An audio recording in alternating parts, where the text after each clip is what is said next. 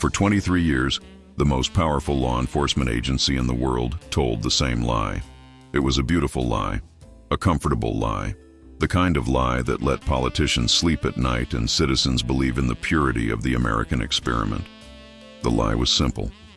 The Mafia does not exist. J. Edgar Hoover, director of the Federal Bureau of Investigation, keeper of secrets, architect of America's modern security state, repeated this fiction with absolute conviction in congressional hearings, in press conferences, in private meetings with presidents. He would lean back in his chair, his bulldog face arranged in an expression of bureaucratic certainty, and declare that organized crime was a myth, a fantasy, newspaper sensationalism. Sure, there were criminals. There were bootleggers and gamblers and loan sharks. But a national criminal syndicate, an invisible government operating inside the legitimate one? Absolutely not. It was 1957, and America wanted to believe him. The Second World War was over. The boys had come home. Suburbs were spreading across the landscape like a promise of something clean and new. Television sets glowed in living rooms from coast to coast, broadcasting images of a nation that had defeated fascism and now stood as the moral center of the free world. This was not a country that harbored secret criminal empires. And yet, in New York City, in the shadows of those gleaming skyscrapers, men in expensive suits gathered in the back rooms of social clubs with names like the Ravenite and the Bergen Hunt and Fish. They spoke in Sicilian. They kissed each other on both cheeks. They settled disputes that never appeared in any court of law. In Chicago, the outfit controlled entire neighborhoods. Police captains received envelopes thick with cash. Judges ruled the way they were told to rule.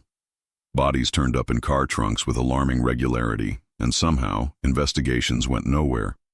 In Kansas City, in Detroit, in Cleveland, in New Orleans, the pattern repeated. A shadow government. Parallel power structures. Men who answered to no elected official, yet wielded more influence than most senators. But J. Edgar Hoover saw nothing. Or rather, he chose to see nothing. Some historians believe he was genuinely ignorant. The FBI was built to chase bank robbers and communists, not to untangle the complex web of Italian-American organized crime. It required different skills, different informants, different patience. Others believe he knew exactly what was happening and simply didn't care. Chasing mobsters was messy. It was difficult. It required years of surveillance, armies of agents, cooperation with corrupt local police departments. Much easier to focus on communists, clear enemies, ideological threats, men with manifestos who actually wanted to be famous. And then there were the darker whispers, the rumors that the mob had something on Hoover himself. Photographs, perhaps, compromising situations, evidence of a secret life that would destroy the carefully constructed image of America's top lawman. Whatever the reason, the result was the same. The Federal Bureau of Investigation, the organization responsible for protecting the nation from criminal enterprises, officially denied that the most powerful criminal enterprise in American history even existed. This willful blindness had consequences. The Mafia grew. It evolved. It became sophisticated. What started as street gangs in New York and Chicago transformed into a national network of extraordinary complexity. They controlled labor unions. They owned politicians. They moved heroin by the ton. They skimmed millions from Las Vegas casinos. They infiltrated legitimate businesses, construction, trucking, garbage collection, garment manufacturing, and they did it all in plain sight, protected by the FBI's institutional blindness. By 1957, the American Mafia had reached the height of its power. 5 families ruled New York City like feudal kingdoms. The Commission, a board of directors for organized crime, met regularly to divide territories, settle disputes, and plan expansion. They had their hands in everything from the docks to Wall Street. They believed they were untouchable. They believed the beautiful lie would protect them forever. They were about to learn how quickly a lie can shatter. November 14, 1957, a Thursday, upstate New York. On that afternoon, in a quiet town that most Americans couldn't find on a map, over 100 of the most powerful criminals in the nation would gather under one roof. Crime bosses from New York, Chicago, Detroit, Philadelphia, Los Angeles, Cleveland, New Jersey, Rhode Island, Texas, Colorado, and Florida. would sit down together for the first and last time in history. It was supposed to be a coronation, a display of unity and power, a chance for Vito Genovese, freshly anointed as the new boss of bosses, to receive tribute from his subordinate kings. Instead, it would become the greatest disaster in Mafia history. Because of one man, one local cop who paid attention when he was supposed to look away. One state trooper who noticed a parade of black Cadillacs on a dirt road and decided to investigate. His name was Edgar Croswell. And on November 14, 1957, Sergeant Edgar Croswell would do what the entire Federal Bureau of Investigation had refused to do for 23 years. He would prove the Mafia existed, not with wiretaps or informants, not with years of patient investigation, but with a simple roadblock on a country highway that would cause America's criminal royalty to panic and flee through the woods like frightened animals. The photographs from that day would appear on the front page of every newspaper in America. Elderly men in muddy suits, mob bosses handcuffed and humiliated. The names, the faces, the undeniable evidence. The beautiful lie was about to die, and the golden age of the American Mafia would begin its long, violent decline. This is the story of the day the invisible became visible, the day the myth became fact. The day 100 criminals made one catastrophic mistake. This is the story of Apalachin. October 25th, 1957. 10:15 in the morning. The Park Sheraton Hotel occupies an entire block on 7th Avenue in Manhattan, between 55th and 56th Streets. Marble floors, crystal chandeliers. The kind of establishment where wealthy men conduct business over breakfast, and nobody asks uncomfortable questions. In the basement, accessible through a side entrance, there's a barbershop. 5 chairs arranged in a neat row, gleaming mirrors, the smell of talcum powder and bay rum aftershave, everything chrome and porcelain and civilized. Albert Anastasia settles into chair number 4. He's 55 years old, thick in the shoulders, a face that looks like it's been carved from granite with a dull chisel, receding hairline, small, cruel eyes that have witnessed and ordered more murders than anyone can count. They call him the Mad Hatter. They call him the Lord High Executioner.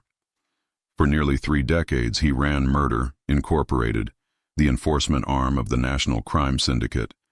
If you needed someone killed anywhere in America, you called Albert Anastasia. He turned assassination into a professional service. Now he's the boss of one of New York's 5 families. The Mangano family, though everyone knows it should be called the Anastasia family after he murdered both Mangano brothers to take control. He's powerful, he's wealthy, he's untouchable, or so he thinks. He leans back in the chair. The barber, Joseph Bocchino, who's been cutting his hair for years, drapes a white cloth across his chest and fastens it behind his neck. Anastasia closes his eyes. For a moment, the most feared killer in New York is completely vulnerable. Arthur Grasso, his bodyguard, sits nearby reading a newspaper. The shop is quiet. Morning sunlight angles through the windows. Just another Friday in Manhattan. At 10:20 a.m., 2 men enter the barbershop.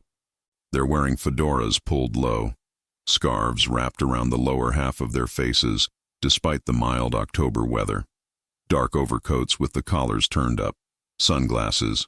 In any other context, they would look absurd, suspicious, like children playing gangster. But this is New York in 1957. This is the basement of the Park Sheraton Hotel. And nobody says a word. The 2 men walk directly to chair number 4. Anastasia's eyes are still closed. The barber has lathered his face and is reaching for the straight razor. The radio plays softly in the background, some crooner singing about love and heartbreak. The first gunman draws a .38 caliber revolver. He doesn't say anything. No dramatic pronouncement, no explanation. This is business. He fires. The sound in that tiled room is catastrophic. The bullet strikes Anastasia in the left hand as he instinctively raises it. The second shot hits him in the right hip. Anastasia's eyes snap open. In the mirror, he sees them. 2 men. Guns raised. Muzzle flashes reflecting in the chrome and glass. And in that split second, perhaps the last coherent thought of his life, Albert Anastasia makes a choice that will become part of Mafia legend.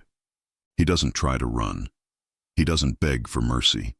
He doesn't curl into a ball and hope for survival. He attacks the mirror, with blood already soaking through the white barber's cloth, with bullets tearing through his body. Albert Anastasia lunges out of the chair and throws himself at his own reflection. Perhaps he thinks the gunmen are behind him. Perhaps in his final moments, his mind fractures, and he simply strikes at the only enemy he can see. He crashes into the mirror with both fists. Glass shatters. His reflection explodes into 1,000 fragments. The gunmen don't hesitate. They step forward and continue firing. Professional, methodical, making sure. A bullet enters the back of Anastasia's head. Another strikes his spine.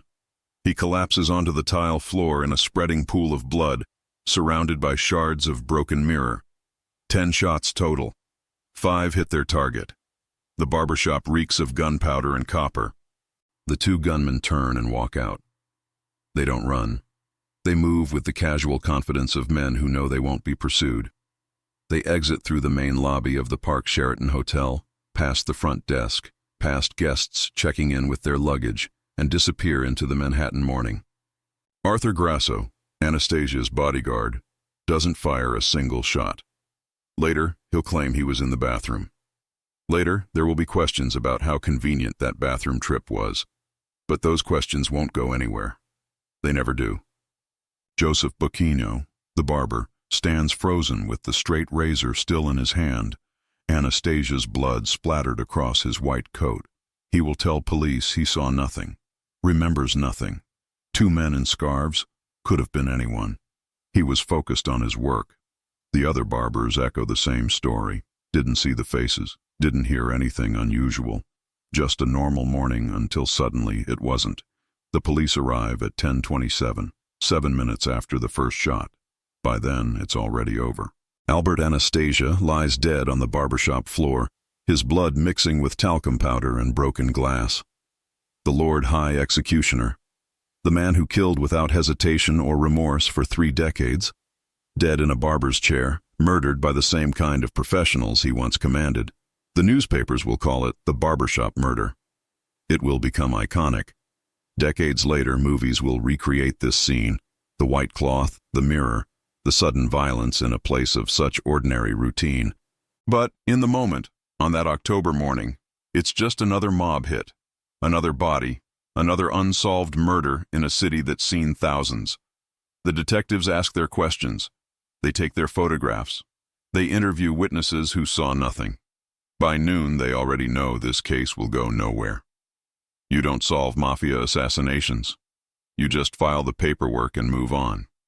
But this murder is different. Because Albert Anastasia wasn't killed by rivals or enemies. He was killed by friends, by his own people, by men operating under orders from someone with the power to command such a hit. And everyone in the underworld knows exactly who gave that order: Vito Genovese. The barbershop murder wasn't just a killing. It was a declaration, a message to every crime boss in America. The old order is dead. Vito Genovese is the new power, the new boss of bosses. And in 3 weeks he'll summon every major crime lord in the nation to a meeting in upstate New York to make it official. They'll come because they're afraid not to, and that fear will destroy them all. Vito Genovese believed he was smarter than everyone else. In fairness, he had some evidence for this belief. Born in 1897 in a village near Naples, he'd arrived in New York at 15 years old with nothing and built himself into one of the most powerful criminals in America. He'd survived the Castellamarese War. He'd outlasted Lucky Luciano. He'd fled to Italy during World War II and somehow ingratiated himself with both the Nazis and the American military. He'd returned to New York and climbed back to the top. He was cunning. He was ruthless. He was patient when patience served him, and violent when violence was required. But smart? That was debatable. Because in late October 1957, fresh from orchestrating the murder of Albert Anastasia, Vito Genovese made a decision that would prove to be the single greatest mistake in Mafia history. He decided to call a meeting. Not just any meeting. The meeting. Every major boss in America. One location. One afternoon. A gathering so large and so unprecedented that it would either cement his power forever or destroy everything they'd built. The idea itself wasn't new. The Commission, the governing body of American organized crime, had been meeting regularly since the 1930s. Lucky Luciano created it after the Castellamarese War to prevent exactly the kind of bloodbath that had nearly destroyed them all. 5 families in New York, plus representatives from other cities. They met to settle disputes, divide territories, approve major decisions. But those were small meetings, discreet. A dozen men at most, gathering in restaurants or social clubs, blending into the background of the city. Genovese wanted something bigger, something that would make an impression. He wanted every boss, every underboss, every major earner from every family across the entire nation to gather in one place at one time and acknowledge him as the supreme authority. Not just the boss of the Genovese family, not just first among equals on the commission, but the boss of all bosses, the capo di tutti capi. It was pure hubris. It was arrogance. It was the kind of grand theatrical gesture that gets men killed in this business. But Vito Genovese had just murdered Albert Anastasia in broad daylight in the middle of Manhattan, and nobody had done anything about it. If that didn't prove he was untouchable, what would? The invitations went out in early November. Not written invitations, of course. These were men who understood that you never put anything on paper. The word spread through the usual channels, phone calls, messages delivered by trusted associates, quiet conversations in restaurants and bars. Joseph Barbara's place. November 14th, afternoon. Attendance mandatory. Joseph Barbara, Joe the Barber, though he'd stopped cutting hair decades ago, was a soldier in the Buffalo family. He owned a beverage distribution company, a legitimate business that provided excellent cover for his actual profession. But more importantly, he owned a 53-acre estate in Apalachin, New York. Apalachin, population 277, a tiny crossroads town in the southern tier, an hour north of the Pennsylvania border. Rolling hills, dense forests, dairy farms, the kind of place where nothing ever happened, where strangers were noticed immediately, where cops were bored and locals minded their own business. Why would Genovese choose such a location? That was the genius of it, he thought. That was the brilliance. New York City was too hot. Too many FBI agents, too many reporters, too many eyes. Chicago, same problem. Any major city would be a risk. But Apalachin? A sleepy town in the middle of nowhere? Barbara's estate sat on a hill, surrounded by trees, with a long private driveway. You could see anyone approaching from half a mile away. It was isolated, secure, perfect. And Joe Barbara owed Genovese favors. When Genovese had fled to Italy in 1937 to avoid a murder charge, Barbara helped manage some of his interests. When Genovese returned in 1945, Barbara welcomed him back. The man could be trusted. The location could be trusted. More than 100 invitations. From New York, obviously. All 5 families would be represented, but also from Ohio, where the Cleveland and Youngstown organizations operated. From Chicago, where the outfit still held power despite the fall of Capone. From Detroit, from Los Angeles, from Philadelphia, New Jersey, Rhode Island, Florida, Texas, Colorado. The entire map of American organized crime. Some accepted immediately. When Vito Genovese summons you, you come. The man just had Albert Anastasia killed in a barbershop. What do you think he'll do if you decline his invitation? Others were more hesitant. Carlo Gambino, who'd taken over Anastasia's family and probably helped plan the barbershop hit, knew this was dangerous. So many bosses in one place. What if something went wrong? But he also knew that refusing to attend would be worse. So he accepted.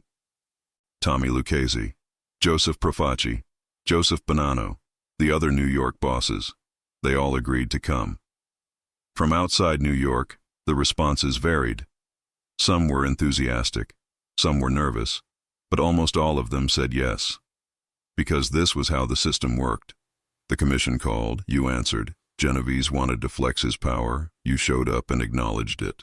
They would arrive separately, of course. Over the course of November 14th, some driving up from the city, others flying into small regional airports and taking taxis to Barbara's estate. They'd been told to be discreet. Don't attract attention. Don't all show up at once. Park your cars in the woods around the property if you have to. Walk the last quarter mile. Be smart about it. Joe Barbara began preparations in early November. He ordered hundreds of pounds of steak from his butcher, cases of wine, fresh bread, enough food to feed an army. His wife started cleaning, setting up tables, preparing the house for the largest gathering it had ever hosted. The neighbors noticed the activity, of course. In a town of 277 people, you notice when your neighbor orders enough meat to feed a small restaurant. But Joe Barbara was a good neighbor. Quiet, polite, generous at Christmas. If he wanted to throw a big party, what business was it of theirs? Nobody suspected what was really happening. Nobody except one man. Sergeant Edgar Croswell of the New York State Police had been watching Joseph Barbara for 3 years. Not obsessively, not with any real resources or support, just watching, making notes, following hunches. Because Croswell understood something that J. Edgar Hoover refused to acknowledge. The Mafia was real. It was organized, and if you paid attention, you could see it. He'd noticed the expensive cars that occasionally visited Barbara's estate, the men in tailored suits who didn't look like beverage distributors, the Canadian license plates, the out-of-state registrations. In September 1956, Croswell had checked into a local hotel that happened to be hosting a wedding. Except it wasn't really a wedding. It was a gathering of known criminals from across the Northeast. Barbara was there. So was Russell Bufalino, the boss of northeastern Pennsylvania. So were 24 other men with interesting arrest records. Croswell documented it, filed a report. Nothing came of it. These men were careful. They didn't break any visible laws. They just gathered. But Croswell remembered. And on the morning of November 14th, 1957, when he noticed an unusual number of expensive cars heading toward Joe Barbara's estate, his instincts started screaming. Something was happening, something big, and Sergeant Edgar Croswell was going to find out what. November 14th, 1957, Thursday morning. The temperature hovers around 42 degrees. Gray sky. The threat of rain in the air, but nothing falling yet. The kind of weather that makes you turn up your collar and walk a little faster. In Apalachin, New York, the day begins like any other. Farmers tend to their dairy herds. The small downtown, such as it is, prepares for another quiet Thursday. The post office opens at 8. The general store at 9. Life moves at the pace it's always moved. But something is different today. At 9:17 a.m., a black 1957 Cadillac Fleetwood with Ohio license plates turns onto McFall Road, the narrow 2-lane highway that winds through the hills toward Joseph Barbara's estate. The car is immaculate, chrome gleaming, the kind of vehicle that costs more than most people in Apalachin make in 2 years. At 9:34, another Cadillac, this one from New Jersey, then a Lincoln Continental at 9:51, a Chrysler Imperial at 10:03. They keep coming. By 10:30 in the morning, more than 40 luxury vehicles have made the turn onto McFall Road. They drive slowly, carefully, following the winding path through the trees. Some park in Barbara's circular driveway. Others pull into the woods, hiding their cars among the bare November trees. The men who emerge from these vehicles share certain characteristics. They're middle-aged to elderly, well-dressed in a way that suggests money, but not ostentation. Tailored suits, cashmere overcoats, leather gloves. Polished shoes that were never meant for country roads. They move with the confidence of men accustomed to respect. The kind of confidence that comes from power. From knowing that in their own cities, in their own territories, cops look the other way and politicians answer their phone calls. Inside the Barbara estate, the gathering takes shape. The house itself is comfortable but not palatial. 2 stories, stone and wood construction. Large windows overlooking the property.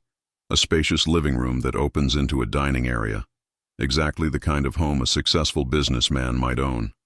Joe Barbara plays the gracious host, handshakes, embraces. The ritual greetings of men who've known each other for decades. Some of them fought together during Prohibition. Some orchestrated murders together. Some have been rivals, enemies, reluctant allies. But today they're all here for the same reason. To kiss Vito Genovese's ring. Genovese arrives at 11:08 a.m. He's 60 years old but carries himself like a man 10 years younger. Dark eyes, prominent nose, the kind of face that reveals nothing unless he wants it to. He's wearing a charcoal gray suit, white shirt, dark tie, no jewelry, no ostentation. Just quiet, deadly authority. The room shifts when he enters. Conversations pause. Men turn to acknowledge him. This is his day. His coronation. Everything that follows is theater designed to confirm what the Anastasia murder already proved. Vito Genovese is the most powerful criminal in America. By 11:30, the house is crowded. Carlo Gambino stands near the fireplace, drink in hand, speaking quietly with Joseph Profaci. Gambino is the new boss of what was once Anastasia's family. He's cautious, calculating, smart enough to know this gathering is dangerous. But he's also smart enough to know that not attending would be worse. Joseph Bonanno, Joe Bananas, though nobody calls him that to his face, holds court near the dining table. At 52, he's one of the younger bosses present, but he's been in the life since childhood. Shrewd, ambitious, already planning his next move even as he pretends to celebrate Genovese's ascension. Tommy Lucchese, Joseph Magliocco, Frank DeSimone from Los Angeles, Sam Giancana from Chicago, Santos Traficante from Florida, Russell Bufalino from Pennsylvania. The room contains more organized crime power than has ever been assembled in one location in American history. They eat. Of course they eat. This is how business is conducted. Platters of grilled steak, thick cuts seasoned simply with salt and pepper. Fresh bread with olive oil. Pasta, naturally. Seafood flown in from the coast. Wine flows freely, though most of these men are careful to stay sharp. This is work, not celebration. They discuss business in careful language, territory disputes, labor union matters, heroin importation routes, the division of profits from various enterprises. Nothing explicit, nothing that could be used in court if somehow the wrong person was listening, but everyone understands what's being said, and underneath it all, the real purpose of the gathering, acknowledgement. When men like Joseph Bonanno or Carlo Gambino agree to attend this meeting, they're acknowledging Genovese's supremacy. When they accept his hospitality, they're accepting his authority. It's medieval. It's feudal. It's exactly the kind of power structure that J. Edgar Hoover insists doesn't exist. By noon, nearly 60 men are inside the house. Another 40 or so are outside, standing in groups, smoking cigars, breathing cold November air. Some are underbosses who don't rate entry to the main gathering. Some are drivers and bodyguards. Some are younger soldiers brought along by their bosses to witness history. The scene is almost absurd. Elderly men in expensive suits standing in a muddy field in rural New York. Cadillacs parked between trees. The smell of cigar smoke mixing with the scent of manure from the dairy farm next door. If you didn't know who these men were, you might mistake them for a family reunion, a gathering of uncles and cousins, loud voices, laughter, the occasional argument that gets heated before cooler heads intervene. But these aren't uncles. They're murderers, drug traffickers, extortionists, men who've built empires on violence and fear, and today they've all gathered in one place, confident that their power makes them untouchable. At 12:28 p.m., Vito Genovese stands to make a toast. The room quiets. All eyes turn toward him. He's brief, gracious. He thanks Joe Barbara for his hospitality. He acknowledges the men who've traveled from distant cities. He speaks of unity, of the importance of the commission, of settling disputes through conversation rather than bloodshed. He does not mention Albert Anastasia, murdered 3 weeks earlier. He does not need to. Everyone in this room understands that Anastasia's death is the foundation upon which Genovese's power rests. That barbershop murder, brutal, public, perfectly executed, is the reason they're all here, pretending to celebrate when really they're submitting. Glasses are raised, toasts are offered. The ritual continues. Outside, the sky darkens. The temperature drops another few degrees. The first drops of rain begin to fall, light and scattered. And 5 miles down the road, Sergeant Edgar Croswell sits in his patrol car at the intersection of Route 17 and McFall Road, watching the parade of luxury vehicles with growing suspicion. He's been here since 10:15. Just observing, making notes, license plate numbers, states of registration, Ohio, New Jersey, Illinois, California, Pennsylvania. Why are so many expensive cars from so many different states all heading to Joe Barbara's house on a Thursday afternoon? His partner, Trooper Vincent Vasisco, sits beside him, equally puzzled.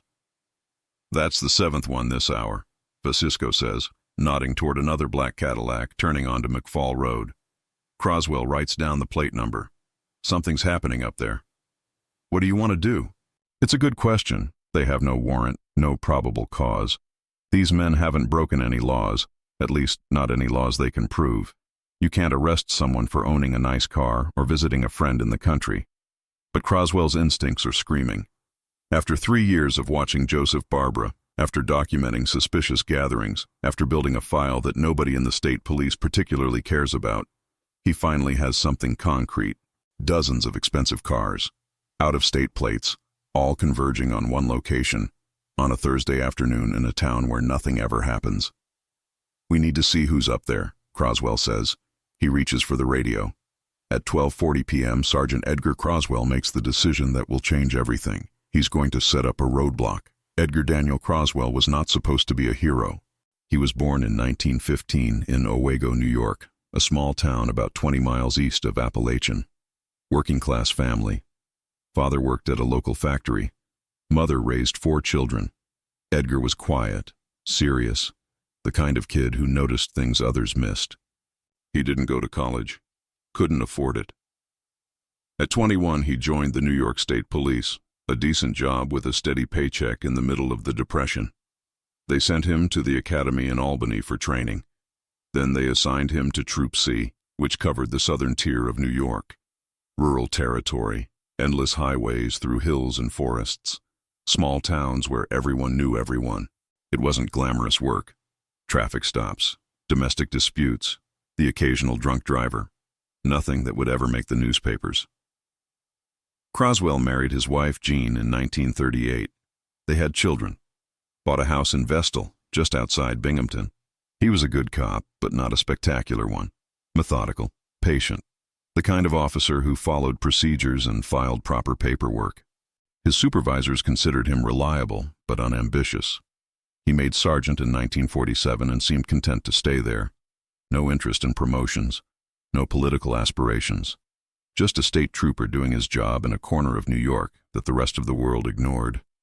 But Edgar Croswell had one quality that would change history. He paid attention. In 1954, he pulled over a car for a minor traffic violation on Route 17. The driver was polite, well-dressed, presented proper identification. But something bothered Croswell. The man was too calm, too practiced, the kind of calm that comes from dealing with police frequently. Croswell wrote down the name, Joseph Barbara. Later, back at the station, he ran the name through their files. Joseph Barbara, Canadian immigrant, beverage distributor, owned a large estate in Apalachin. And, this was interesting, a few arrests in Pennsylvania years ago. Nothing major. Nothing that stuck, but arrests nonetheless. Most cops would have forgotten about it. A minor traffic stop, an old arrest record, nothing actionable. Croswell didn't forget. He started watching, not obsessively, not with any real resources. The state police didn't have the budget or manpower for extensive surveillance, but when Croswell happened to be in the area, he'd swing by Barbara's estate, make note of any vehicles in the driveway, run license plates that seemed unusual. Over the next 3 years, he built a file. In June 1955, a gathering at Barbara's house, 12 expensive cars, out-of-state plates. Croswell documented it. Nothing came of it. In September 1956, the wedding that wasn't really a wedding. 24 men with arrest records all staying at the same hotel in Owego. Barbara was there. So was Russell Bufalino, a man Croswell recognized from Pennsylvania criminal reports. Croswell took photos, filed another report. His superiors thanked him for his diligence and promptly forgot about it. Because this was 1956 and organized crime didn't exist, Croswell knew better. He'd grown up in this area. He'd seen how things worked, how certain businesses never got inspected, how certain politicians always won elections, how certain men drove expensive cars despite having no visible source of income. You didn't need to be a detective to see it. You just needed to look. And unlike J. Edgar Hoover in Washington, Edgar Croswell in rural New York didn't have any political reasons to ignore what he saw. By November 1957, Croswell had compiled a file on Joseph Barbara that would have impressed any FBI agent, if the FBI had been interested in such things. License plates, names, dates, patterns. He'd even developed a theory. Barbara wasn't a major criminal himself, but he was connected to major criminals.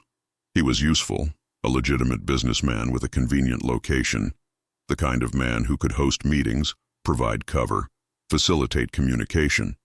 Croswell had no authority to pursue this further, no warrant, no probable cause, just a growing certainty that Joseph Barbara's estate was serving as a gathering place for something criminal. And then came November 14th, 1957. Croswell was supposed to be off duty that Thursday. He'd planned to spend the afternoon with his family, but something gnawed at him. Call it intuition, call it experience, call it the accumulated weight of 3 years of watching and waiting. At 9:30 that morning, he put on his uniform and drove to the intersection of Route 17 and McFall Road. By 10:15, he knew something was happening. The parade of luxury vehicles made that obvious. But what? Another gathering? A party? You couldn't arrest someone for throwing a party. At 11:45, he called for backup. Not much. Just a few other troopers from the area. He told them to meet him at the intersection.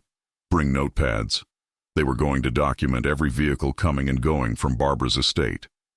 His partner, Trooper Vincent Vasisco, arrived first, then Sergeant Kenneth Brown from the Owego Barracks, then a few officers from the local sheriff's department who were curious about what the state police were up to. They sat at the intersection watching, writing down license plates. Ohio, Pennsylvania, Illinois, New York, New Jersey, California, Texas. "What do you think's going on up there?" Kenneth Brown asked. Croswell shook his head. "I don't know, but I'm going to find out." At 12:30 p.m., he made his decision.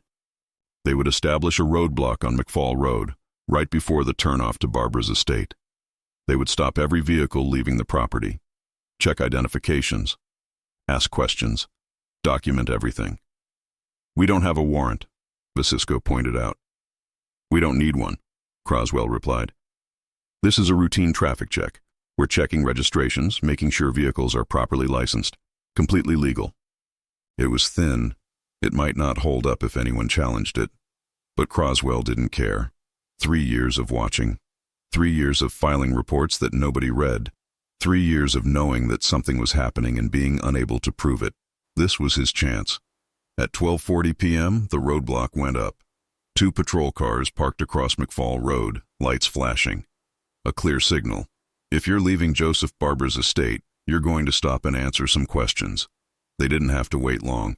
At 12:51 p.m., a black Cadillac came around the curve, heading away from Barbara's property. The driver saw the roadblock and hit the brakes. The car slowed to a stop. Croswell approached the driver's window. Inside the vehicle were 3 men, all middle-aged, all well-dressed, all looking very, very nervous. "License and registration, please," Croswell said. The driver fumbled for his wallet. His hands were shaking. "Where are you gentlemen coming from?" Croswell asked, keeping his voice casual. "Just visiting a friend." "Joseph Barbara?" A pause. "Yes, Joe. Old friend. We were just—" "Step out of the vehicle, please." As the 3 men climbed out of the Cadillac, Sergeant Kenneth Brown ran the license plate. Then he ran the driver's license. He walked over to Croswell and spoke quietly. "You're not going to believe this. The driver's name is Vito Genovese." Croswell felt his heart rate spike. Vito Genovese. The name meant nothing to him personally. Remember, the FBI insisted organized crime didn't exist, so there were no wanted posters or bulletins about Mafia bosses. But Kenneth Brown knew the name. He's a major racketeer out of New York, suspected in multiple murders. This guy is serious. Croswell looked back at the 3 men standing beside the Cadillac. They were trying to appear calm, but their eyes betrayed them. These were men who were not accustomed to being stopped by police, who expected cops to look the other way, who thought they were untouchable. And then Croswell noticed something else. More cars were coming down the road from Barber's estate. Not one or two, not three. A stream of them. Someone had warned the gathering about the roadblock. And now, America's criminal royalty was attempting to flee. The roadblock consisted of two state police cruisers parked perpendicular across McFall Road, forming a barrier that no vehicle could pass without stopping. Lights flashing blue and red against the gray November sky. 4 officers standing ready with notepads and flashlights. Nothing elaborate, nothing aggressive. Just a simple checkpoint on a country highway. But for the men gathered at Joseph Barber's estate, it might as well have been an army. The warning reached the house at approximately 12:47 p.m. Nobody knows exactly who delivered it. Probably one of the younger soldiers who'd been posted outside as a lookout.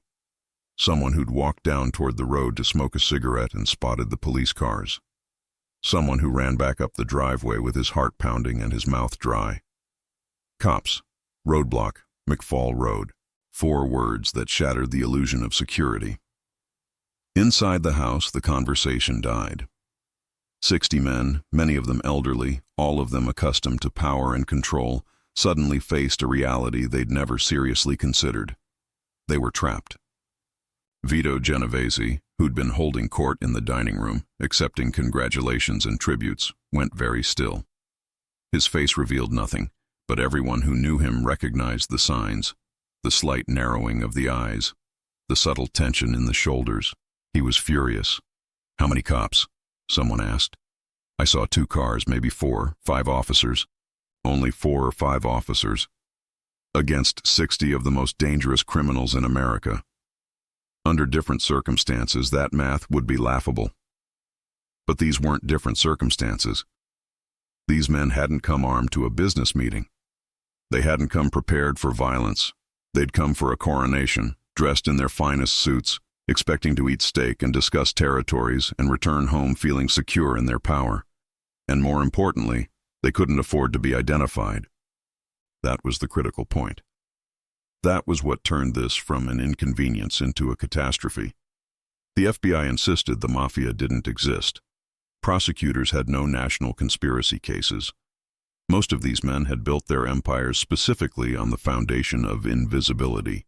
Sure, some had arrest records, gambling charges, assault, minor offenses, but nothing that proved organized crime, nothing that revealed the scope of what they actually controlled. If the police documented this gathering, if they took names, if they photographed everyone, if they created a record of who was here, that invisibility would evaporate. Congress would demand investigations. The FBI would be forced to acknowledge what it had denied for decades. Prosecutors would start building RICO cases, even though RICO didn't exist yet. The whole beautiful lie would collapse. 5 cops with notepads could accomplish what decades of law enforcement had failed to do: prove that the Mafia was real, organized, and operating at a national level. Carlo Gambino understood this immediately. "We need to leave, now, before they set up more roadblocks." "How?" someone asked. "There's only one road out. Through the woods." It should have been absurd. 60 men, most of them over 50, many of them overweight, all of them wearing expensive suits and leather shoes, attempting to flee through dense forest in 40-degree weather. But the alternative was worse. "Split up," Genovese said quietly. "Don't all run at once. Some leave through the front, some through the woods. Spread out. Make it harder for them to catch everyone." It was sound tactical advice under the circumstances. But it also represented a complete collapse of authority. Just minutes earlier, Genovese had been toasting his ascension to supreme power. Now he was telling his subordinates to run and hide. The room erupted into controlled chaos. Men grabbing coats, looking for car keys, trying to decide, attempt to drive through the roadblock with some plausible story, or abandon the vehicles and run. Joseph Bonanno, ever the pragmatist, chose the woods. He'd parked his car in the trees anyway. He could hike to it without using the main road. At 52, he was younger than most of the men present. He could make the trek. Tommy Lucchese had a heart condition. Running through the forest wasn't an option. He'd have to risk the roadblock. Come up with a story. He'd just stopped by to see Joe Barbara, heard he wasn't feeling well, wanted to check on an old friend. It was thin, but it might work. Russell Bufalino lived nearby in Pennsylvania. He could plausibly claim he was just visiting a neighbor. That might hold up. But Vito Genovese, the man who'd just murdered Albert Anastasia and summoned this entire gathering to acknowledge his supremacy, he had no good options. If he stayed, he'd be identified. If he tried to talk his way through the roadblock, the police would know exactly who he was. His only choice was to run. At 59 years old, wearing a $500 suit and Italian leather shoes, Vito Genovese was going to have to flee through the woods like a common criminal. The exodus began at 12:52 p.m. Some men walked quickly to their cars, started the engines, and headed down the driveway toward McFall Road. They'd try to brazen it out, stop at the roadblock, show identification, claim they were just visiting, hope the cops didn't recognize their names. Others went in the opposite direction, out the back of the house, across Barbara's property, into the trees, and some, probably 20 or 30 of them, simply panicked. They didn't walk to their cars. They didn't calmly formulate plans. They ran. Middle-aged and elderly men in tailored suits, sprinting across muddy fields, crashing through brush, slipping on wet leaves, gasping for air in the cold November afternoon. The scene would have been comical if it weren't so pathetic. These were men who commanded empires, who ordered murders with a phone call, who owned politicians and controlled labor unions, who believed themselves above the law. And now they were running in terror from 5 state troopers with notepads. Joseph Barbara stood on his front porch watching the collapse of everything. His home had just hosted the most important Mafia gathering in history. And now that gathering was disintegrating into chaos in his backyard. His wife appeared beside him. "Joseph, what's happening?" "Call our lawyer," he said quietly. "Tell him we're going to need him." Down on McFall Road, Sergeant Edgar Croswell watched the first vehicles approach the roadblock. He had no idea what he'd stumbled into. He just knew his instincts had been correct. Something big was happening at Joseph Barbara's estate, and he was about to find out exactly what. Later, when historians and filmmakers tried to capture the Apalachin raid, they focused on the dramatic elements, the roadblock, the interrogations, the newspaper headlines. But the true absurdity of that afternoon was the flight itself. Picture this: the woods surrounding Joseph Barbara's estate in November. Bare trees, ground covered in wet leaves and mud, temperature in the low 40s. Light rain beginning to fall. And through these woods, running, stumbling, gasping for breath, 60-year-old men in $1,000 suits. Vincent Alo, known as Jimmy Blue Eyes, underboss to Meyer Lansky, weighed over 200 pounds. He'd driven up from Florida wearing a powder blue suit that now had mud splattered up to the knees. He crashed through the underbrush, branches catching on his jacket. His expensive fedora left behind somewhere in the chaos. He made it approximately 200 yards before he had to stop, leaning against a tree, chest heaving, wondering how his life had come to this. John Scalish from Cleveland was 63 years old. He'd survived Prohibition, the Castellamarese War, decades of territorial disputes. He'd ordered more murders than he could count, and now he was face down in the mud, having tripped over a tree root, his glasses knocked off, searching blindly in the leaves. Vito Genovese, the man who'd orchestrated this entire disaster, ran with the grim determination of someone who understood exactly what was at stake. He abandoned his Cadillac, left it parked in Barbara's driveway with the keys still in the ignition. Better to lose the car than be caught in it.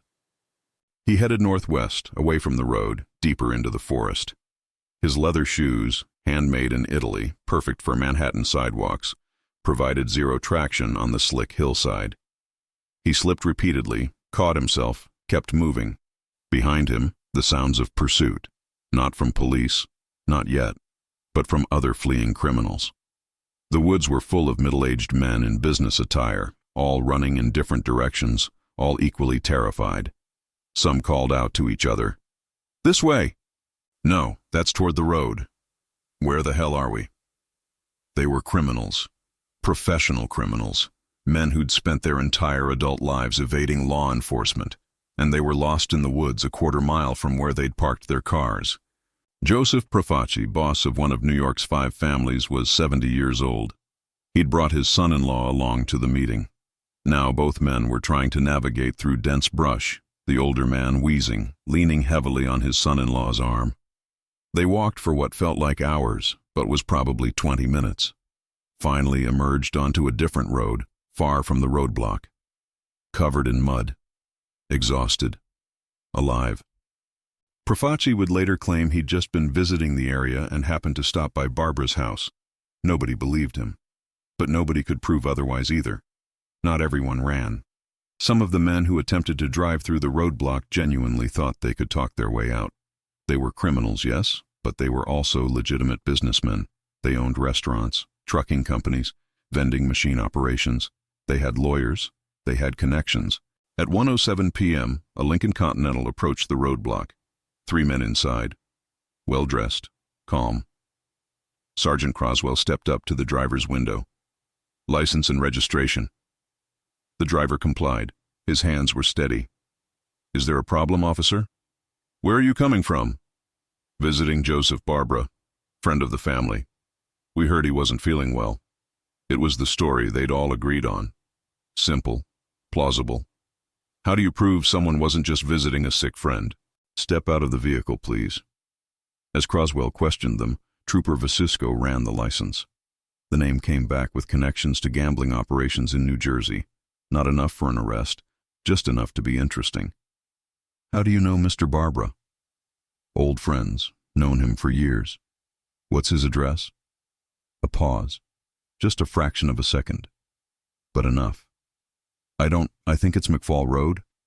If you were visiting a sick friend, you'd know his address. Croswell made notes, took their names, let them go. He had no legal authority to hold them, but he had their names now, their license plate numbers, evidence they'd been here. At 1:14 p.m., another car, this one from Pennsylvania. At 1:19, one from Ohio. At 1:23, one from Illinois with 3 men who claimed they were just driving through and stopped to ask directions. Croswell and his small team documented everything. Names, addresses, license plates, states of origin.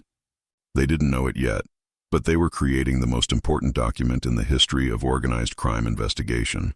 A comprehensive list of major Mafia figures from across the nation, all gathered in one place at one time. Meanwhile, in the woods, the flight continued. Some men made it to their cars and escaped before police could expand the roadblock. Some got lost and wandered for hours. Some simply gave up, sat down on a log, and waited to be found. At 1:34 p.m., a state trooper doing a sweep of the property found 4 men hiding behind a storage shed. They were soaking wet, covered in mud, completely exhausted. When the officer asked what they were doing there, one of them, a underboss from Buffalo, actually said, "We were just taking a walk." A walk. In 40-degree weather, in the rain, wearing suits, behind someone else's storage shed. The officer arrested all 4. At 1:52 p.m., another group was discovered in a drainage ditch. 2 of them were in their 60s. They'd apparently tried to crawl through a culvert to avoid detection and gotten stuck. The fire department had to be called to pull them out. By 2:30 p.m., the police had rounded up 58 men. Not all of them. Some escaped. Estimates suggest 20 to 30 criminals managed to slip away through the woods, make it to vehicles parked on side roads, and drive off before additional roadblocks could be established. But 58 was more than enough. The state police facility in Vestal was completely overwhelmed. They'd expected to process maybe a dozen people if this turned out to be something. Instead, they had nearly 60 well-dressed men who refused to answer questions and demanded lawyers. The booking process took hours. Name, address, occupation. Joseph Profaci, businessman, olive oil import. Vito Genovese, labor consultant. Carlo Gambino, businessman. Russell Bufalino, transportation services. They all gave variations of the same story. They'd been visiting Joseph Barbara. They'd heard he was ill. They were old friends. They had no idea why so many other people happened to be visiting at the same time. What a remarkable coincidence. None of them could explain why they'd run into the woods when police appeared. I didn't run. I went for a walk. I needed fresh air. I was looking for my car. The excuses were pathetic. But legally, they held up. You can't arrest someone for visiting a friend. You can't arrest someone for going for a walk in the woods. The police couldn't charge anyone with anything substantive. No drugs were found. No weapons. No evidence of conspiracy. At least nothing that would hold up in court. By 6 p.m., most of the men had been processed and released. They scattered. Back to their cities. Back to their territories. Some drove through the night, desperate to get as far from Apalachin as possible. Some checked into hotels under fake names and hid for days, but they couldn't escape what had happened. Because even though the police couldn't arrest them, couldn't charge them with crimes, couldn't prove any conspiracy, they had their names. 58 names, documented, verified, connected to a single event that proved beyond any doubt that organized crime existed at a national level. The beautiful lie was dead, and everyone who'd been in those woods on November 14th, 1957, knew their world was about to change forever. The Vestal Barracks of the New York State Police was built to handle rural law enforcement, traffic accidents, domestic disputes, the occasional DUI arrest on a Saturday night. It was not built to process 58 alleged mobsters simultaneously. By 3 p.m. on November 14th, 1957, every available room was filled. Men in expensive suits sat handcuffed to radiators. Others waited in holding cells designed for 2 people but now containing 6. The single booking desk had a line stretching out the door, and through it all, a bizarre atmosphere of forced politeness. These weren't typical criminals. They didn't resist arrest. They didn't curse at officers. They weren't violent or aggressive. They were elderly businessmen, or at least that's what they claimed to be, who cooperated fully while revealing absolutely nothing. Name? Joseph Bonanno. Address? 1847 East Elm Street, Tucson, Arizona. Occupation? A pause. Always a pause before this question. Cheese importer. The state trooper writing this down didn't react. He'd heard similar claims all afternoon. Olive oil importers, labor consultants, vending machine operators, beverage distributors, legitimate businesses, all of them. Nothing criminal here, officer. What were you doing at Joseph Barbara's residence? Visiting an old friend. I heard he wasn't feeling well. You drove from Arizona to check on a sick friend. We're very close. When did you last see Mr. Barbara? Another pause. I don't recall exactly. It's been some years. But you drove across the country to visit him. Like I said, we're close. The trooper made notes. Let it go. There was no point pressing. These men had lawyers already on the way.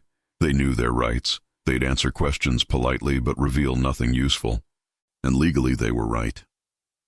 Being at someone's house wasn't a crime. Refusing to explain why wasn't a crime. Everything they were doing was perfectly calibrated to frustrate investigation without providing grounds for additional charges. In another room, Vito Genovese sat in a folding chair, still wearing his mud-splattered suit. He'd aged a decade in the past 3 hours. The supreme authority he'd claimed that morning was gone. Now he was just another criminal in police custody, trying to minimize the damage. Mr. Genovese, can you explain why you ran into the woods when police established a roadblock? I didn't run. I went for a walk. I enjoy nature. In a $500 suit. I like to be well dressed. You were found hiding behind a tree.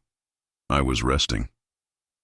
The interrogating officer, a detective borrowed from the Binghamton police, fought the urge to laugh. The absurdity of the situation was overwhelming. Vito Genovese, one of the most powerful crime bosses in America, claiming he'd been taking a nature walk. But absurd or not, the story was legally sound. Unless they could prove he'd committed a crime, they'd have to release him. The only real evidence was the gathering itself. 58 men with extensive criminal connections, all present at the same location at the same time. That proved something. But what? In yet another room, Carlo Gambino demonstrated why he'd survived so long in such a dangerous profession. He answered every question calmly, politely, without ever providing useful information. How do you know Joseph Barbara? Friend of a friend. I was visiting the area, heard about his health problems, thought I'd stop by. Where were you visiting? Just driving through. Beautiful country up here. You drove from New York City? I enjoy driving. And you just happened to visit Barbara's house on the same day as 57 other men? Gambino shrugged. Mr. Barbara is well liked, has many friends. It was maddening. But there was nothing the police could do. They couldn't prove conspiracy. They couldn't prove criminal organization.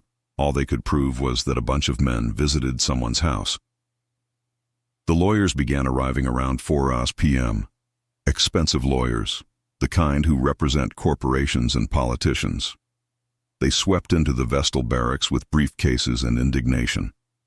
I want to see my client immediately. On what grounds are you holding these men? This is harassment. These are legitimate businessmen. The state police held their ground. Everyone would be processed. Everyone would be photographed. Everyone would be documented.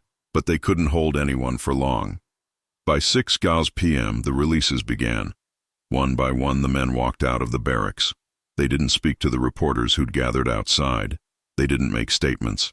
They climbed into the cars their lawyers had arranged and disappeared into the November darkness. Joseph Bonanno, Joseph Profaci, Carlo Gambino, Vito Genovese, all released, all free to return to their criminal empires. But the damage was done, because while the police couldn't charge them with crimes, they had something more valuable than arrests: evidence. 58 names, documented connections between criminals from New York, Chicago, Detroit, Philadelphia, Los Angeles, Cleveland, Buffalo, Pittsburgh, and a dozen other cities. Proof that these men knew each other, associated with each other, gathered together for purposes they refused to explain. Sergeant Edgar Croswell sat at his desk at 7:30 p.m., looking at the list of names he'd compiled. He was exhausted. He'd been awake for nearly 12 hours. His uniform was dirty. His head ached. But he'd done it. After 3 years of watching Joseph Barbara, after filing reports that nobody read, after being told that organized crime didn't exist, he'd proven it existed. The names on that list would change everything. Within days, newspapers across the country would publish the Apalachin attendee list. Reporters would investigate the backgrounds of these legitimate businessmen. They'd discover arrest records, suspicious business dealings, connections to gambling and extortion. Within weeks, Congress would announce hearings. Senator John McClellan would demand investigations. Robert F. Kennedy would make organized crime his personal crusade. Within months, the FBI, after denying the Mafia's existence for 23 years, would be forced to create a dedicated unit to investigate it. And within years, the legal tools that would eventually dismantle the Mafia, RICO statutes, witness protection programs, aggressive prosecution strategies, would begin to take shape, all because of a list of names, all because Edgar Croswell paid attention when everyone else looked away. Joseph Barbara, the host of this disaster, was having the worst day of his life. His home had been raided. His guests had been arrested. His name would forever be associated with the greatest failure in Mafia history. When the police finally left his property around 8 p.m., he stood in his living room looking at the chaos. Abandoned cars, muddy footprints, half-eaten food on tables, the remnants of Vito Genovese's coronation. His wife touched his arm. What happens now? Barbara didn't answer. Because he didn't know. None of them knew. For the first time in decades, the American Mafia faced an enemy they couldn't bribe, threaten, or kill. Public awareness. The beautiful lie was dead, and the war was just beginning. The first newspaper hit the stands at 6:09 a.m. on Friday, November 15th, 1957. The Binghamton Press, a local paper that normally covered high school football games and county fair results. But that morning, their front page carried the biggest story in their history. Police raid gangster meeting in Apalachin. Below the headline, photographs. 58 men in expensive suits being processed at the Vestal barracks. The list of names, where they were from, their alleged occupations.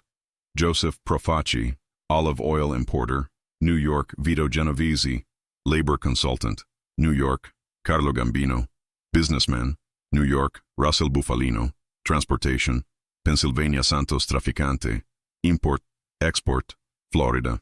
The article was straightforward, factual, just the basics of what had happened, but the implications screamed from every paragraph. By noon, the story had been picked up by the Associated Press. By 3:00 p.m., it was front-page news in the New York Times, the Washington Post, the Chicago Tribune, the Los Angeles Times. By evening, it was the lead story on every television news broadcast in America. Walter Cronkite, reading from his anchor desk. In what authorities are calling the largest gathering of organized crime figures in American history, police in upstate New York raided a meeting of suspected mobsters yesterday afternoon. The footage showed police cars, the Barber estate, interviews with Edgar Croswell, who looked slightly overwhelmed by the sudden national attention. We were conducting routine traffic checks when we noticed an unusual number of vehicles, Croswell explained to the cameras. We established a checkpoint and documented everyone leaving the property. Did you know what you were interrupting? A reporter asked. Not at first. But when we started checking names against our records, we realized we'd stumbled onto something significant. The story exploded, not just because of what had happened, but because of what it revealed. For 23 years, J. Edgar Hoover had insisted organized crime was a myth. Local law enforcement had filed reports about suspicious activities, and the FBI had ignored them. Prosecutors had complained about criminal networks, and federal authorities had told them they were chasing shadows. And now, here was proof. Undeniable, photographic, documented proof. 58 known criminals from across the entire nation gathered in one place at one time. This wasn't a coincidence. This wasn't a random social gathering. This was evidence of exactly what Hoover had denied, a national criminal organization. The political earthquake began immediately. Senator Estes Kefauver, who'd held hearings on organized crime in 1950-51 and been largely dismissed, issued a statement. The Apalachin meeting confirms what many of us have known for years. Organized crime is real, it is national in scope, and it has been allowed to flourish because of federal inaction. Senator John McClellan of Arkansas announced plans for new congressional hearings. The American people deserve to know the truth about organized crime in this country. These hearings will get to the bottom of this. Even President Eisenhower, who generally stayed above such matters, was forced to comment. In a press conference on November 18th, he expressed concern about the reports and promised that the Justice Department would look into the matter. But the real pressure fell on J. Edgar Hoover. For 2 decades, Hoover had built the FBI into America's premier law enforcement agency. He'd chased bank robbers and communists. He'd cultivated a public image as the nation's top cop. He'd appeared before Congress countless times to request bigger budgets and broader powers, and the entire time he'd insisted the Mafia didn't exist. Now, the evidence of his failure was on every front page in America. The press smelled blood. Mr. Hoover, how do you explain 58 known criminals meeting in New York if organized crime doesn't exist? Director Hoover, why did it take a state trooper to discover this meeting when the FBI has thousands of agents? Sir, have you been lying to Congress about the Mafia? Hoover had no good answers. For one of the few times in his career, the master of public relations was caught flat-footed. His initial response was defensive. In a memo dated November 16th, he wrote, "The FBI has never denied that criminals sometimes associate with each other.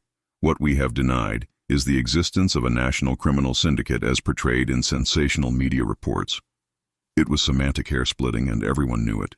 The Apalachin meeting wasn't criminals sometimes associating. It was crime bosses from a dozen states gathering for a national summit. If that didn't prove a national criminal syndicate, what would? Within the FBI, panic set in. Agents scrambled to compile information on the 58 men identified at Apalachin. Files were pulled. Old reports were reviewed. Suddenly, everything that had been dismissed as local crime was being re-examined through a new lens. And what they found was staggering. The men at Apalachin controlled unions representing millions of workers. They owned or influenced hundreds of legitimate businesses. They had politicians on their payrolls in dozens of cities. The network was vast, sophisticated, and had been operating in plain sight for decades. How had the FBI missed this? The answer, of course, was that they hadn't missed it. They'd ignored it. Because Hoover didn't want to fight organized crime. It was messy. It was difficult. It required resources he preferred to spend elsewhere. But after Apalachin, he had no choice. On November 27, 1957, Hoover issued a directive to all FBI field offices. Effective immediately, each office will establish a permanent investigative unit focused on organized crime activities within their jurisdiction. Priority 1. It was a complete reversal. The organization that had denied the Mafia's existence was now making it their primary target. Special units were created. The Top Hoodlum program was launched, identifying the most dangerous crime figures in each city and assigning agents to surveil them constantly. Wiretaps were installed. Informants were cultivated. The FBI began the long, difficult work of actually fighting organized crime. But the political fallout extended beyond the FBI. In January 1958, the Senate Select Committee on Improper Activities in Labor and Management, the McClellan Committee, began hearings. Senator John McClellan served as chairman. The chief counsel was a young, aggressive lawyer named Robert F. Kennedy. Kennedy had been following organized crime since his work on the Kefauver Committee in the early 50s. But after Apalachin, he had ammunition, real evidence, names, connections. The hearings began on January 30th, 1958. They would run for nearly 3 years, and they would change everything. The committee called witness after witness, labor union officials, business owners, and of course, the men who'd been caught at Apalachin. Joseph Bonanno was subpoenaed. He appeared but refused to answer questions, citing the Fifth Amendment. Mr. Bonanno, what was the purpose of the meeting at Joseph Barbara's estate? I respectfully decline to answer on the grounds that it may incriminate me. Were you there to discuss criminal activities? I respectfully decline to answer. Vito Genovese was called. Same result. Fifth Amendment. No comment. Carlo Gambino. Russell Bufalino.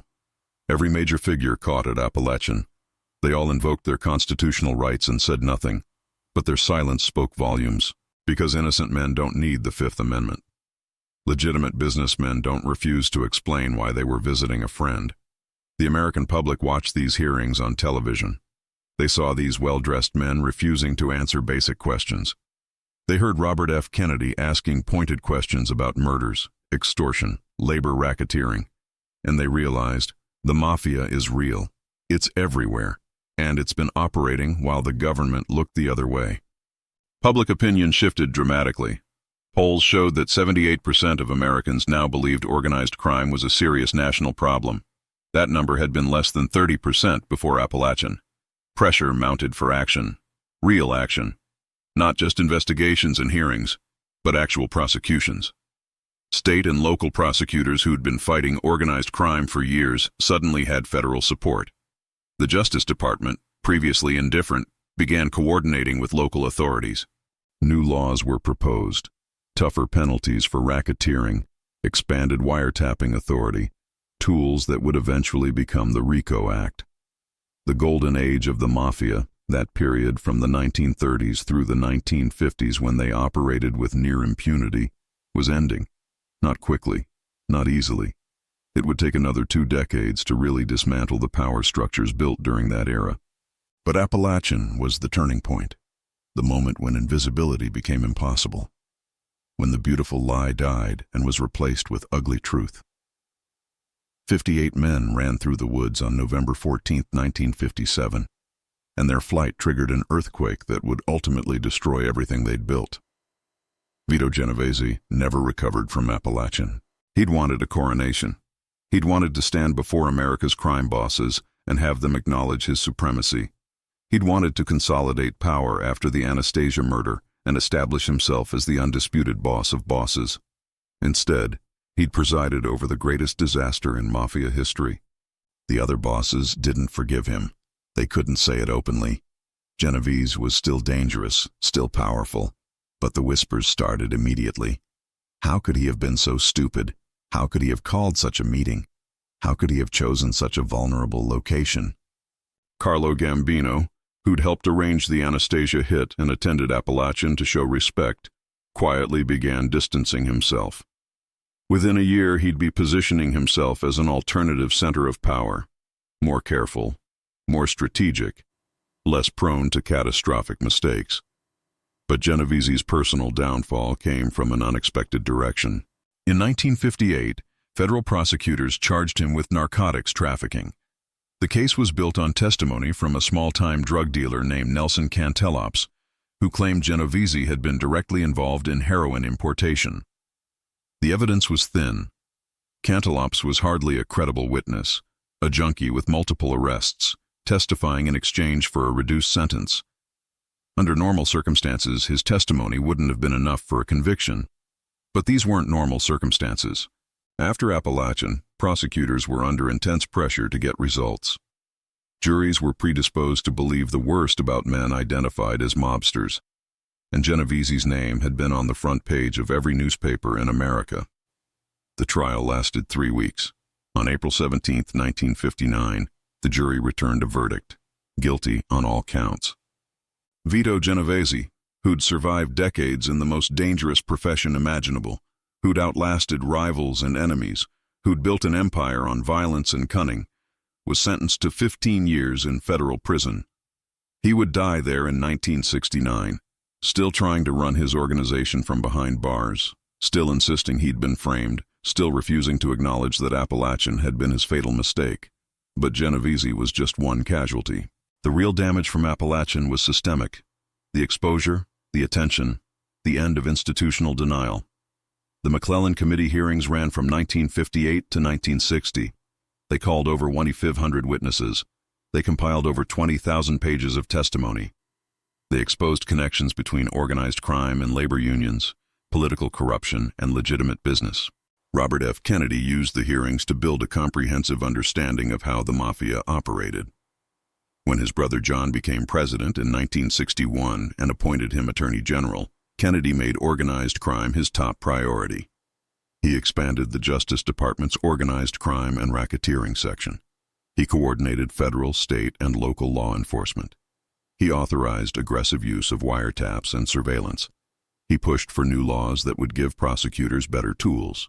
The FBI, now under pressure to prove they were taking organized crime seriously, launched massive investigations.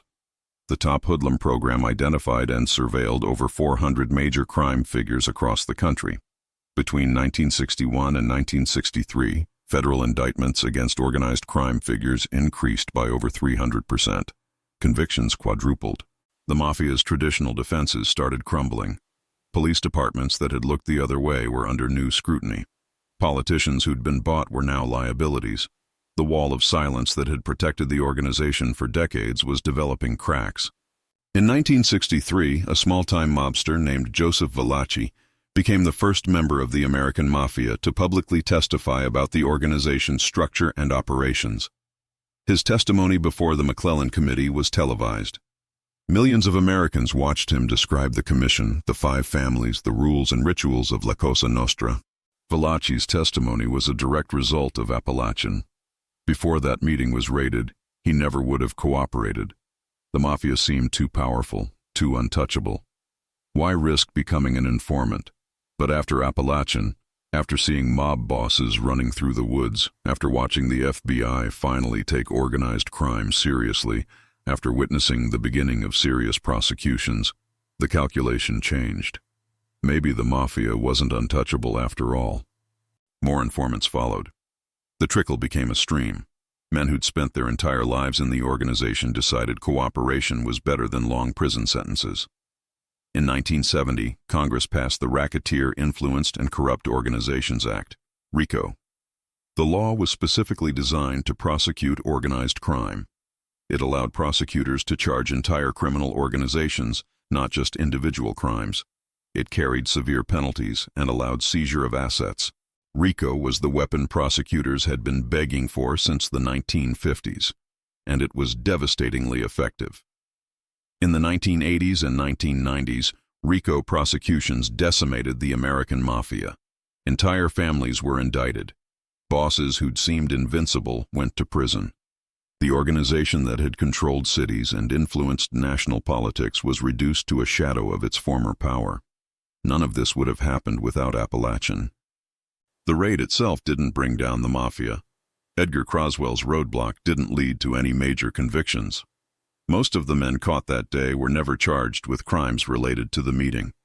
But Apalachin destroyed the foundation upon which Mafia power rested: invisibility. For decades, the Mafia's greatest asset had been the public's willful ignorance. The comfortable lie that organized crime didn't exist. The institutional denial that allowed them to operate openly. Apalachin killed that lie, permanently, irrevocably. After November 14, 1957, the FBI could never again claim the Mafia was a myth.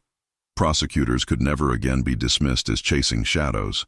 The American public would never again believe that men like Vito Genovese were just labor consultants or olive oil importers.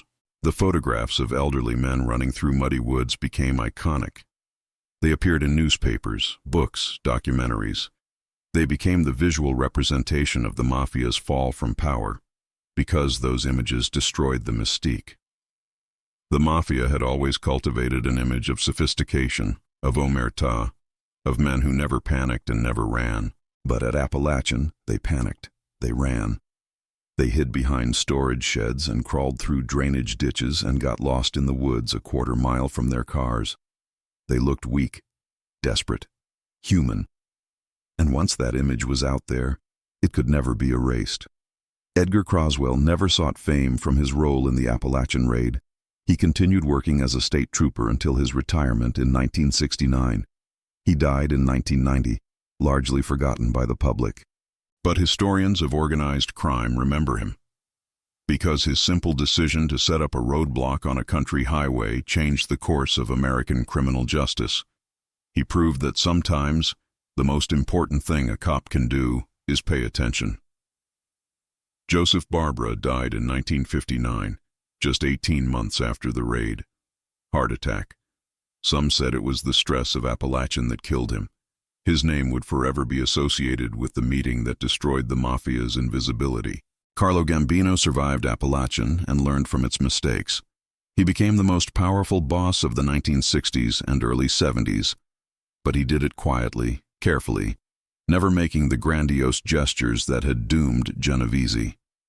He died of natural causes in 1976, one of the few Mafia bosses to die in his own bed. The commission continued to meet after Apalachin, but never again did they attempt such a large gathering. The lesson was learned. Never again would the entire leadership of American organized crime be in one place at one time. Because they'd learned what Vito Genovese discovered on November 14, 1957. Hubris is dangerous, power is fragile, and sometimes the biggest threat isn't a rival boss or a federal prosecutor. Sometimes it's just a local cop who decides to pay attention. The golden age of the American Mafia ended in the woods outside Apalachin, New York. It ended with middle-aged men in expensive suits running through mud and rain, fleeing from a handful of state troopers with notepads. It wasn't a dramatic ending.